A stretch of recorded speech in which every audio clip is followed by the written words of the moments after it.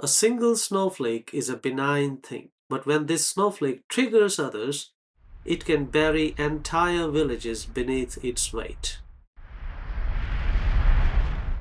In the world of sticky ideas, emotional beliefs, and social crises, a similar phenomenon occurs. It's called the availability cascade. In our last video, we talked about how availability bias can wreak havoc for our individual decision making.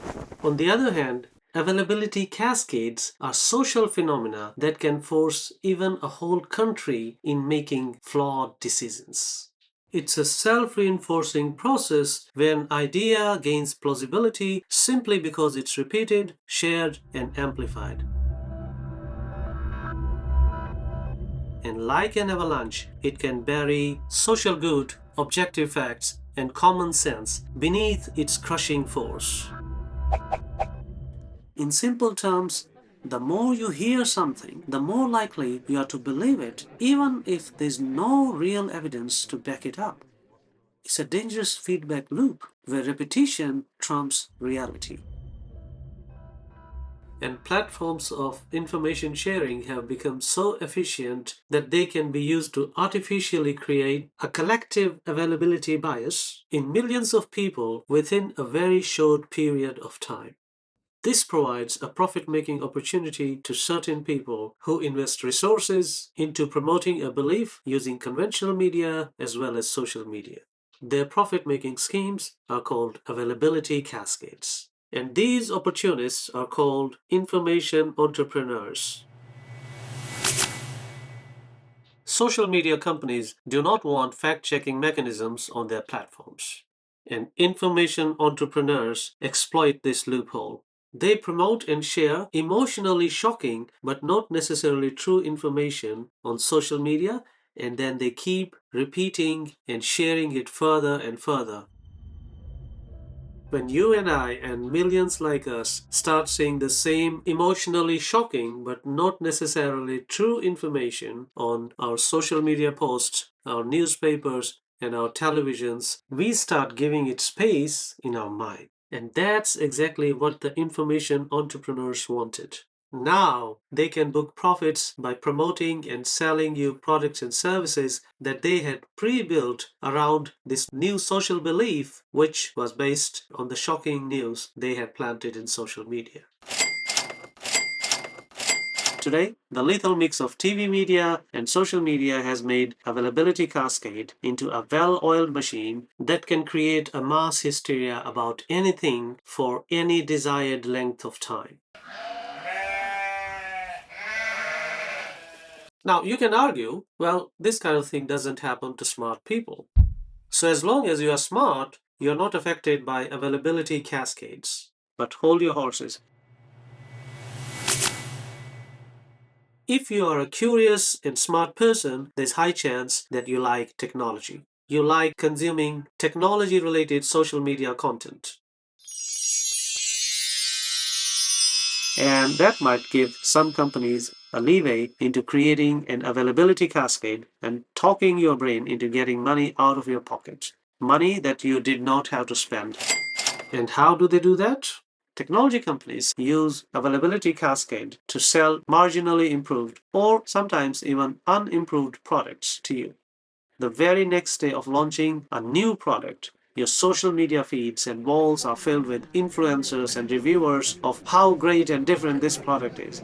And on social media, availability cascade is prompted automatically thanks to the algorithms. If you watch one video, the algorithms show more similar content. And more you watch this content, the more it is recommended to you.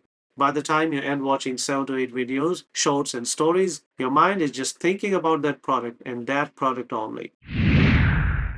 The availability cascade, orchestrated by these technology companies, nudges you to buy this cool new product, be it smartphones or fashion items or more recently, political campaigns. Unfortunately, being smart and curious does not provide you immunity against availability cascades. I believe that Availability Cascade does something even more sinister than making unnecessary things available to us. Availability Cascade makes necessary things unavailable to us. And that brings us to our last story. On September 10, 2001, American Secretary of Defense Donald Rumsfeld held a press conference announcing that the US Defense Department had been unable to trace $2.3 trillion.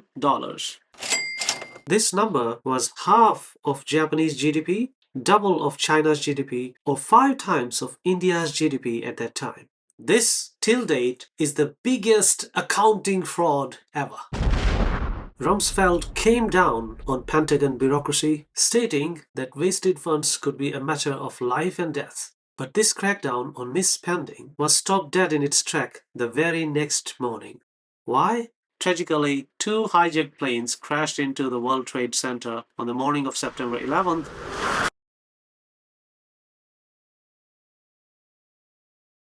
War on waste was forgotten.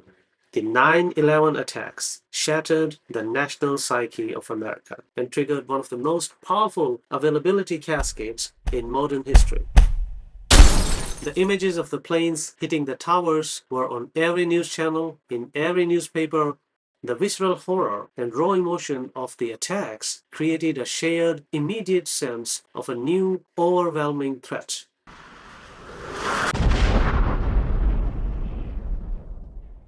The public wasn't concerned with long-term fiscal prudence or bureaucratic reform. They were concerned with survival. The repeated, intense focus on the attacks made the threat of terrorism feel imminent and absolute. The public's demand for a rapid, overwhelming response to terrorism became a political imperative. I've directed the full resources of our intelligence and law enforcement communities to find those responsible and to bring them to justice. In this new climate, any discussion of waste or inefficiency or bureaucratic reforms seemed dangerously out of touch. Rumsfeld's reform agenda was a casualty of the new political reality. The war on terror was the opposite of Rumsfeld's proposed war on waste. It was a massive, unfettered expansion of military spending. Billions were poured into immediate security measures in 2 major conflicts. The normal auditing and accountability processes Rumsfeld wanted to implement were bypassed for the sake of speed and perceived urgency. The availability cascade of 9/11 created a powerful, unwavering consensus for spending whatever it took to feel safe again, and in doing so, it completely drowned out the voice that just 24 hours before had argued for fiscal responsibility and strategic reform. Rumsfeld's war on waste died on the battlefield of public perception. Compared to the thousands of deaths on 9/11, the missing $2.3 trillion suddenly seemed like an inconsequential loss. The war on waste took a backseat to the war on terror, which cost an extra estimated $5 trillion. This raises a question that can totally derail democracy in even those countries that have a long-standing democratic tradition. If big government and big business collude, then isn't it possible for them to hide each other's blunders? With openly visible and often cheered upon collusions of political power and money power in more and more democracies, how far is the day when a government corruption scandal can be wiped out of public memory just by launching a new product and making it go viral to such an extent that it becomes an availability cascade? 2-3 months is enough time to completely wipe the corruption story from public attention. Similarly, big businesses' fraud and misgivings can be easily swayed away from public memory by the government announcing something big, be it a new policy or tougher implementation of an old rule. So basically, it's possible that big government and big business can collude together and use big media to create temporary availability cascades so that their misgivings are either forgotten very quickly or not formed at all in public memory. So, in a nutshell, availability cascades can be used by corporations and companies to sell you their brand new products and services. But on the flip side, it can also be used to bring about the Orwellian dystopia of 1984. So finally, let's move on to what can we personally do to avoid getting affected by availability cascades. I think 3 strategies can be of enormous use here. First, have a very clear distinction between danger and fear. 2 very different things.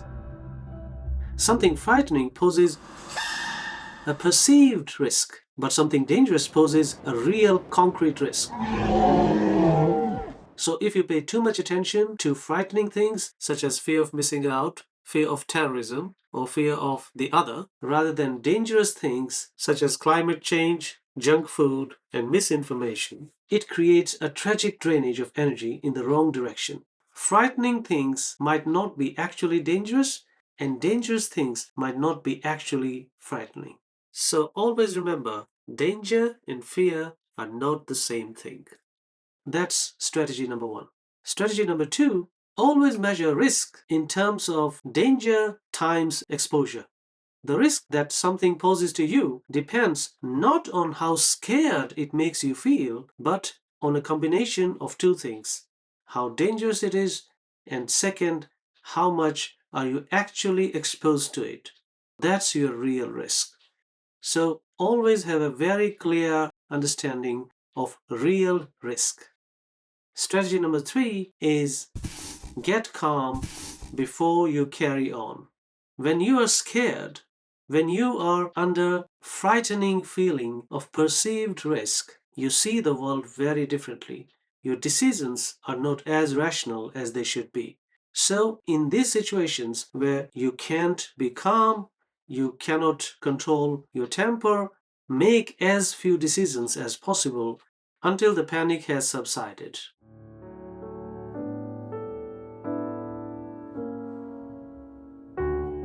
That was our video for today.